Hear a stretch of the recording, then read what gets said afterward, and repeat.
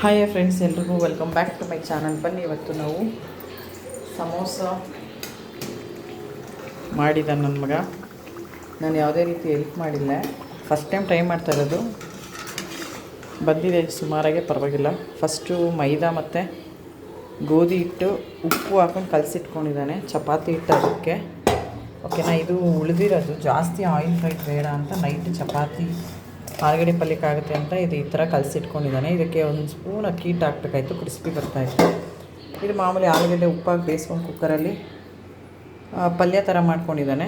ಇದು ಮೇಲೆ ಸ್ಟಫಿಂಗಿಗೆ ಅದನ್ನು ಒತ್ಕೊಂಡು ಈ ಥರ ಸಣ್ಣ ಸಣ್ಣದು ಮಿನಿ ಪಕೋಡ ಥರ ಮಿನಿ ಸಮೋಸ ಥರ ಮಾಡ್ಕೊಂಡಿದ್ದಾರೆ. ಅದು ಯಾಕೋ ಅದು ಒತ್ತದ ಮೇಲೆ ಫೋಲ್ಡ್ ಮಾಡೋಕ್ಕೆ ಬರಲಿಲ್ಲ, ಹಾಗಾಗಿ ಪೂರಿ ಥರ ಸಣ್ಣಗೆ ಒತ್ಬಿಟ್ಟು ಅದ್ರ ಮೇಲೆ ಆಲೂಗಡ್ಡೆ ಪಲ್ಯನ ಇಟ್ಬಿಟ್ಟು ಅದನ್ನು ಈ ಥರ ತೊಟ್ಟಿ ಒಡೆ ಥರ, ಅಂದರೆ ಇದು ಒಂಥರ ಸಮೋಸ ಥರನೇ ಈ ಥರ ಸಿಂಪಲ್ಲಾಗಿ ಮಾಡ್ಕೊಂಡಿದ್ದೀವಿ.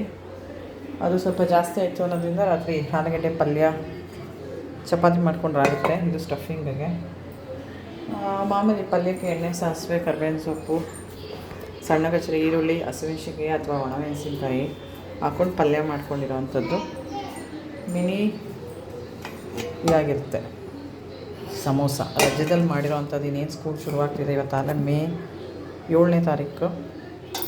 ಕೆಚಪ್ ಹಾಕೊಂಡು ತಿಂದರೆ ತುಂಬ ರುಚಿಯಾಗಿರುತ್ತೆ ನೋಡಿ, ಈ ಥರ ತುಂಬ ರುಚಿಯಾಗಿರುತ್ತೆ. Thank you, bye bye, take care. Mini samosa ಇದು. ಒಂದು ಸ್ಪೂನ್ ಅಕ್ಕಿ ಹಿಟ್ಟು ಹಾಕೊಂಡಿದ್ರೆ ಕ್ರಿಸ್ಪಿ ಬರ್ತಾಯಿತ್ತು. ಗೋಧಿ ಹಿಟ್ಟು ಮತ್ತು ಮೈದಾಯಿಂದ ಕಲಿಸ್ಕೊಂಡು, ಮೈದಾ ಅಷ್ಟು ಒಳ್ಳೆಯದಲ್ಲ ಅಂದ್ಬಿಟ್ಟು ಕಡಿಮೆ ಹಾಕ್ಕೊಂಡಿರೋದು. Thank you, bye bye, take care.